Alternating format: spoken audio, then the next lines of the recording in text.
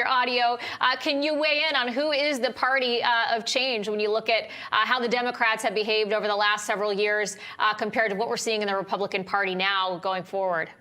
Yes, absolutely. And thank you so much for having me, Jen. And after our huge primary victory on Tuesday, I think it's very clear that we, the Republican Party, are the party of change. You know, it's funny, my opponents in the primary and now the Democrats already are trying to use my youth against me, but they're underestimating the will of voters to elect new youthful voices, especially down in Washington, D.C. You know, there's been politicians down there that have been clinging to power twice as long as I have been alive.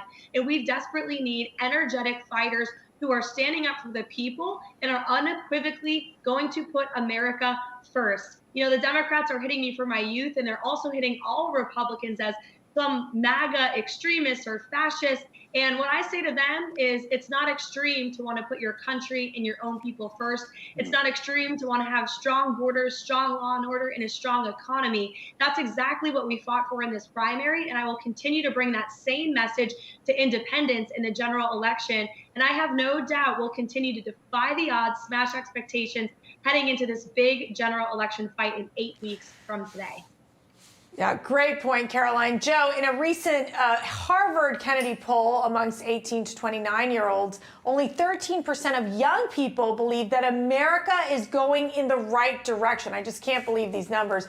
34% approve of Biden's handling of the economy, and only 41% approve of Biden's overall performance. I mean, this is the young vote that they normally say, quote unquote, votes for the Democrat. Do you think the GOP has a chance of really winning some of these younger voters who have traditionally been voting for Democrats?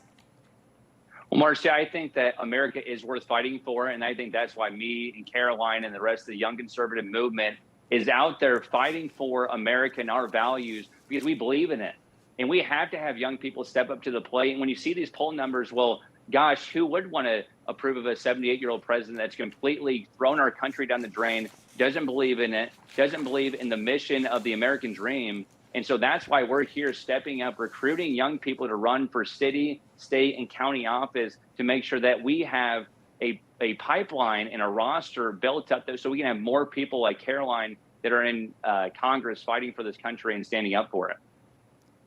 Karoline, you know, you see such an influence, obviously, of former President Trump when it comes to his effect on endorsements, his effect on the midterms. Obviously, things aren't going well for the Democrats. They're coming out with this hateful rhetoric, anti-MAGA. You got to kill MAGA, end MAGA. How do you see things going forward and the former president's influence both on the midterms and beyond as we look towards 2024? Is MAGA behind us, or does it continue on stronger than ever? Absolutely not. The future of this Republican Party is America first. You saw it first in Wyoming with Harriet Hageman's big victory. Had a great phone call with her this morning. You saw it in my own primary, right? I ran on the America First platform and we won by historic margins. President Trump remains an important voice, not only for our party, but for our country, for all Americans who, again, are thirsty for strong leadership. This President Joe Biden is the weakest commander-in-chief in American history, and we need change, and it starts by taking back the House in January and then the White House again in 2024. And draining the swamp. We're going to count on you to do that, Karoline, when you get back to Washington. Joe, let me go to you first, and then, Karoline, if we can get your reaction afterwards. Judge Eileen Cannon has officially named Raymond Dearie as a special master in Trump's Mar-a-Lago case. Your reaction to the news. Joe, let's start with you, and then Karoline after Joe. Well, it's completely ridiculous what's happening, Mercy, and the unprecedented raids that are happening, both on President Trump and the people that are aligned with him, is completely un-American and is completely throwing out faith in the whole entire system itself.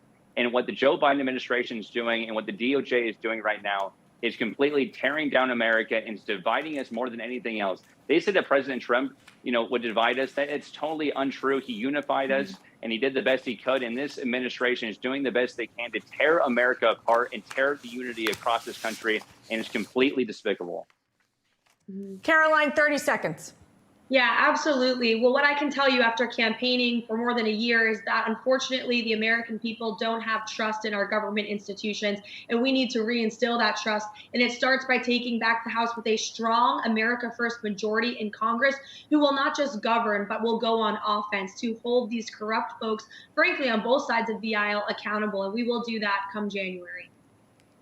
All right, Joe Mitchell, Karoline Leavitt, great to have you both with us tonight. Thank you. Thank you, guys.